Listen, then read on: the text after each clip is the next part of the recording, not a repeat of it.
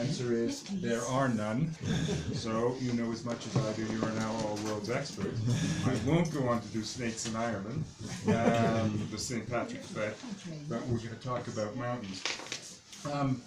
They used to say there were 3 phases in mountain explorations in the Alps. You know, the last great problem. There were phrases like the last great problem, and suddenly it turned into a nice day for a lady.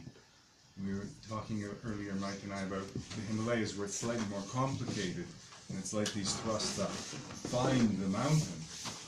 It was just an expedition to find the mountain, and then there was the phase of climb it because it's there, and then they had a phase like the Alps, the last great problems, but looking for difficult ways. So you had books like the Bonington Expedition, Everest the Hard Way. And then, instead of a nice day out for the lady, you had Peaks for Punters, these commercial expeditions in Everest. And so that's the kind of stuff we'll sort of cover briefly tonight. But we'll hopefully mention Shell executives, 2 Manchester plumbers, one of whom became a North Wales shopkeeper later in life, both Oxford and Cambridge famous sons, one of whom was almost a Don, but was on leave at the time, and Everest, which is a starting point. Well, Mike is going to talk about how it got named. Okay, well, it all really started with the British Empire, of course. Yeah. The first thing the British Empire needed to do was delineate its boundaries.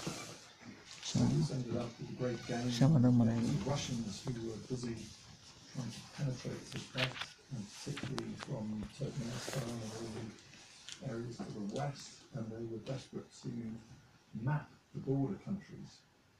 So in the 1800s, they had absolutely no idea what was the northern borders of India.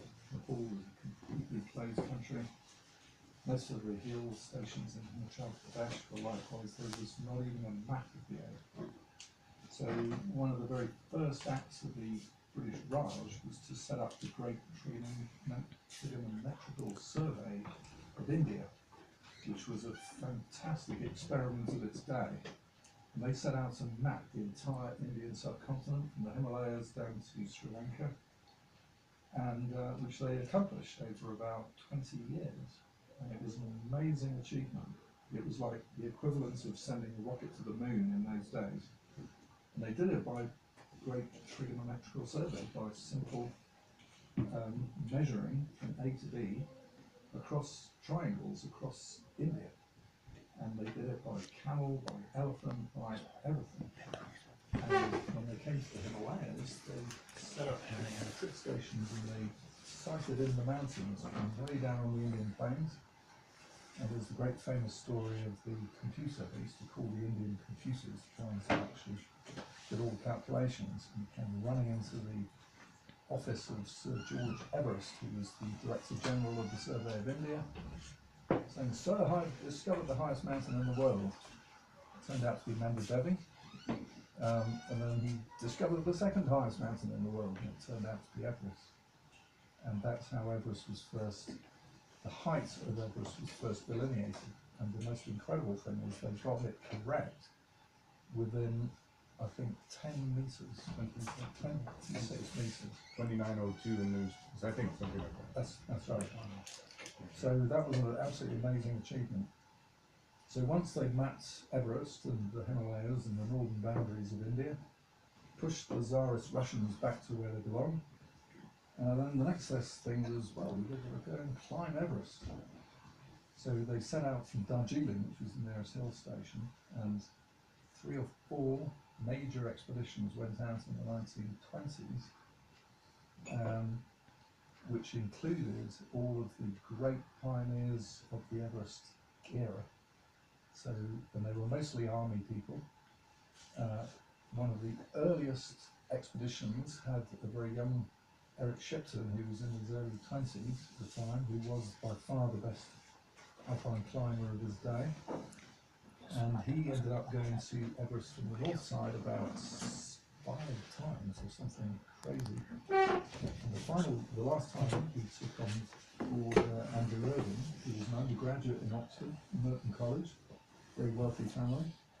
Go to Merton College now, there is a statue memorial to Andrew Irving in the back hall.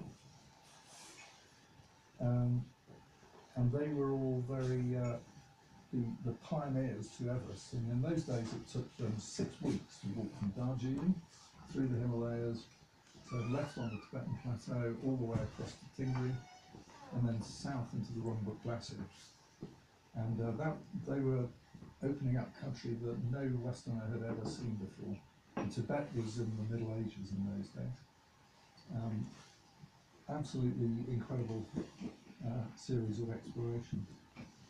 On one of those trips in the 1930s was our ex-head of department, Lawrence Wager. Oh, sorry. Get a bit ahead of ourselves there. Oh, okay, sorry. Okay, so I'll do Mallory and Irving. Overseas. I mean, they did the reconnaissances from the north. There were 1924 Everest expeditions. He's famous for the story of Mallory and Irving. Irving was the third of the expeditions in that period. There's a fantastic photograph of these people in their tweed jackets and everything. Bernard Shaw looked at and said it looked like a picnic in Connemara, surprised by a blizzard. And so it was the classic, you know, hundreds of porters, tins of quail's eggs from Selfridges, claret, and all sorts of things. Oh, some of these guys were tough as nails. They were all First World War officers and survivors. So they went in, and the famous incident was the history. Everybody knows the story of Mallory and Irving on the north face, or the north side, the northeast ridge of Everest, which was on 30 camp. Mallory was coming up to 37. He thought this was going to be his last chance. He was Magdalen College, Cambridge. Yes. And there's buildings there named after him. And he rode, and he'd been a young lieutenant and survived the Somme. And he was a public school master for a while. And at the end, he was a Cambridge External Studies Department lecturer. And he was on leave from that post when he went to Everest. And then they discovered Irvin, this young 21-year-old. He rode famously before he went up to Oxford. And he was this magnificent athlete, and everybody thought this was the Superman they would need to get them to the summit. And there was this ambiguity about oxygen, whether oxygen was ethical and proper, or would they use oxygen, these rudimentary oxygen apparatus. And Mallory became a convert. He was anti, he was a purist, and he didn't want to use it. And then he'd seen the times that people had done.